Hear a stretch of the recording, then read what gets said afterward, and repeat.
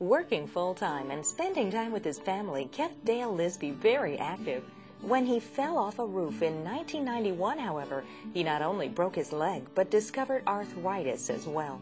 When they took me to the emergency room, the doctor was x-raying everything, and he asked my wife after he got the x-ray done, they found out what needed to be fixed, if I had any trouble getting around, and she said, "No, why do you ask?" And he said, "Well, the x-ray showed arthritis in his joints."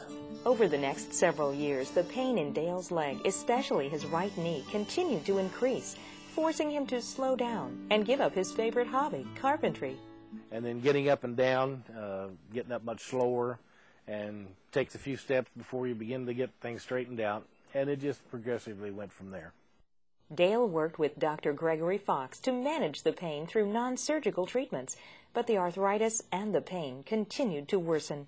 It felt like it was deep. It felt like the pain was in the bone, as opposed to a sore muscle or a surface irritation, and it was nagging. Sometimes worse than others, but it was always there. Dale was referred to orthopedic surgeon Dr. Jonathan Surdam to learn about total joint replacement surgery. When I first met Dale, he was in significant discomfort.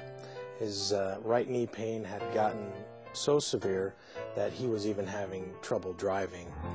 He was having difficulty with routine activities of daily living. After learning about how a joint replacement could enhance his quality of life, Dale decided to move ahead with surgery to replace his right knee and attended the Joint Education Day at Bloomington Hospital's Regional Orthopedic Center. And it's really a day-long affair that is filled with education. They get to meet other patients that are considering the same surgery, and they have their questions answered, hopefully so that they're better educated about some of the hurdles they may face once they get to the hospital. But I got thinking, as much as it's bothered me in watching these people, I might not live a week, and so I didn't want to wait another 10 or 15 years in that type of condition with that amount of discomfort, waiting to get older. So I chose to do it now.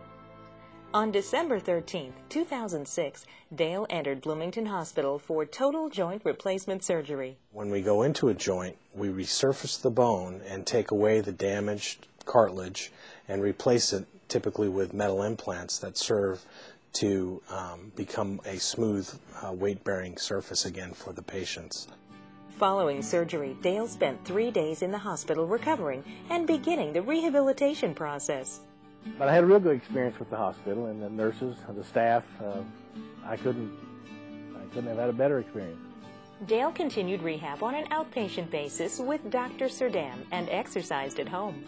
The doctor said the next 6 months of recovery will be a whole lot larger change than I had the first 6 months.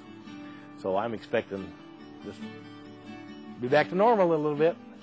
Today, Dale's right knee is nearly pain-free, which has allowed him to return to the carpentry work he was forced to abandon. But it's not impeded me any. I'm back to doing what I used to do and enjoying it. Look for more information about Bloomington Hospital's Regional Orthopedic Center under Our Services at bloomingtonhospital.org.